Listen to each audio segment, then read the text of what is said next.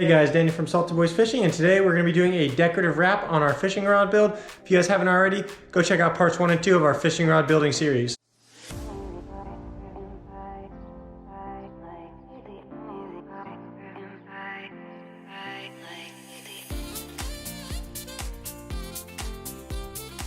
Starting off, we're going to need a few things. First being our China marker, next being a tape measure, and then finally we're going to need some of these and our thread colors. Oh, and also we're going to need some tape.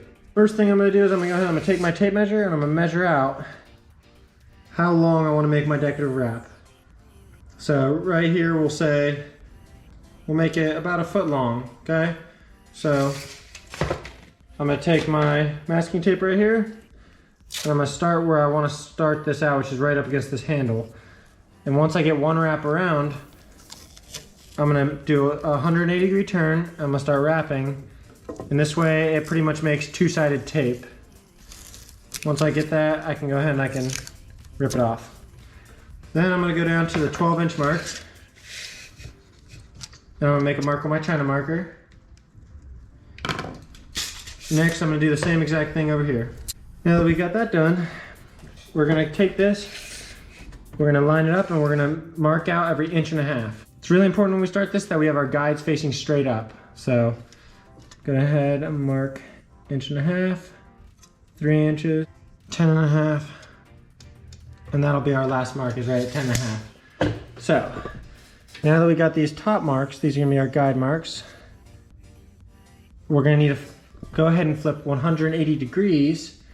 And once that happens, I'm going to need a mark in between each of these, which is going to be at 2.25 and so on. So go ahead and get that knocked out. Okay, now I got all my marks right here. I went ahead and I made a little cross with them, and then halfway marks I got all right here. So now that we got that done, it's time to cut some thread. So I've went ahead and I've prepped some strips of tape right here, and I got my line right here. So I did it about 2.5 times the length of the grip I'm making part, which is now sticky, right? And now we're going to have to aim it. So once I get it on there, I like to take a little piece of tape, doesn't have to be big, and put it on there because it'll build up quick. So start our pattern, our diamond pattern. I'm going to come across the middle here. Then I'm going to come over here. You got to keep going. So these are just guide marks. It's not going to be perfectly on the X. Just guide marks.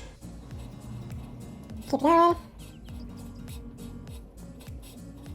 So it's important that you get the first few really straight and how you want them, because after that it's all going downhill. So after this I just sometimes wrap this bit around once or twice. Now we're going to start coming back the other way. So this is going to be our first string, like I said, is going to be the most important. So once I get all this pretty much how I like it, I'm going to go through with my burnishing tool and I'm going to make sure everything's even. I'll take out my tape measure and get it just how we want it before we start our second thread. Take a little piece of tape, put it on.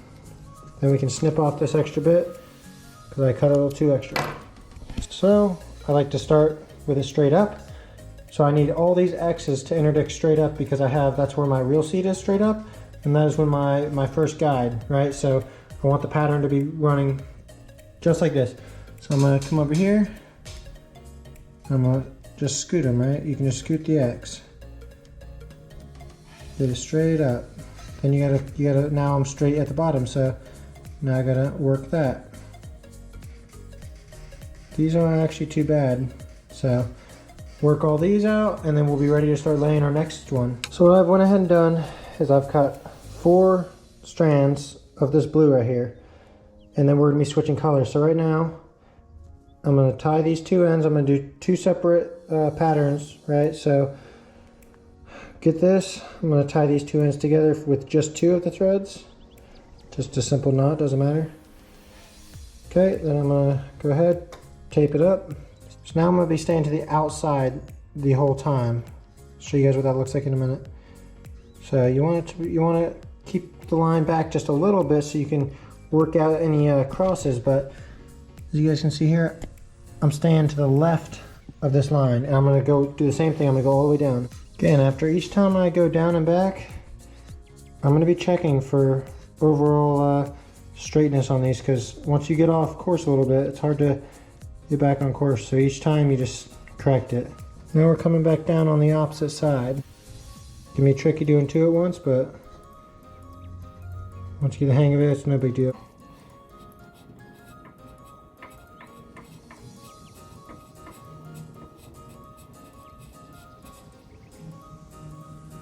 So you're making sure this line stays flat and doesn't twist, right? Because if it twists, you're going to see it in the finished product. Check all the lines, burnish it up, get it nice and tight, keep it straight. So you really got to start at one end, and every time you move a line, it's going to adjust the rest. So I kind of just follow it along, start to finish. Get it all nice and tight, and then I'll move on to the next one. So that'll be done. Then we start back at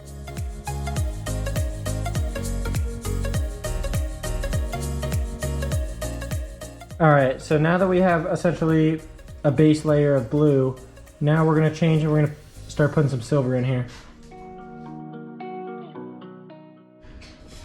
Now, the silver's not cleaned up just yet, but you guys can start to see the pattern arising. So if you want to do a chevron, which would be directional, so it'd look like arrows pointing, I would keep going on the right, on the top side as you see it here. So I'd keep putting them on the top side and it would grow a chevron on the top side. But I'm making a diamond pattern, so now I'm going to put my next strand of silver on the bottom side, and you'll see that here shortly. So right off the start, you guys can start to see what I mean, right? So it's starting to make like a box pattern, like a diamond, instead of a chevron. So now we're just going to continue out the rest of the build, and we'll see you guys at the end.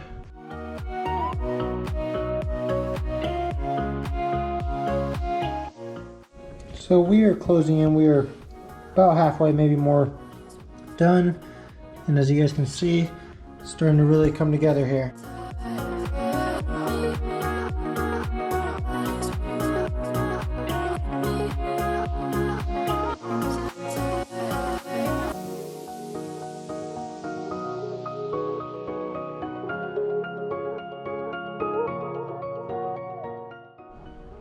Got a little companion helping me build rods. So, final thing we're going to do here, finish the pattern we have, is we're going to get each end with a little finishing band on each side, and then I'm going to show you guys then we're going to cut off all the excess on both sides, and we'll be done, ready for the next video. Just like we did the under wrap and the finishing wrap on the guide feet back on the rod and reel video, we're going to do the same thing with this. So we're going to pick where we're starting. Probably be about right here. We're going to do our wrap. I would put it at least a 1/3 of an inch to 1/2 an inch thick, but probably going to do about 1 inch finishing band on these, we'll see. But you want to get all that covered.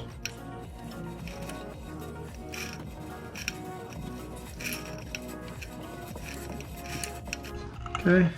Just like the rest of them, take a little loop the direction that you are going. Give it 4 or 5 more wraps.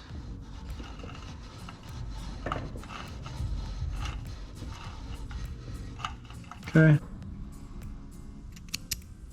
Cut it.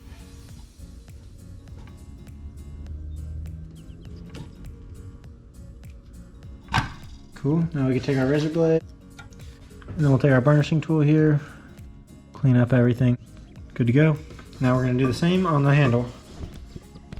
We have our finishing bands on. We have our wrap complete. Now we're going to go in and we're just going to cut off all the excess. Alright guys, so we finished our trim bands and this is what she looks like.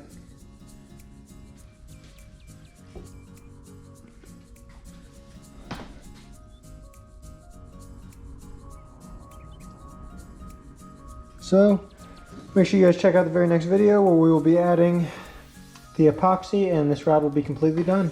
If you guys enjoyed this video, go ahead and drop a comment below, hit that like button, make sure you guys are subscribed if you haven't already, and stay tuned for the next video.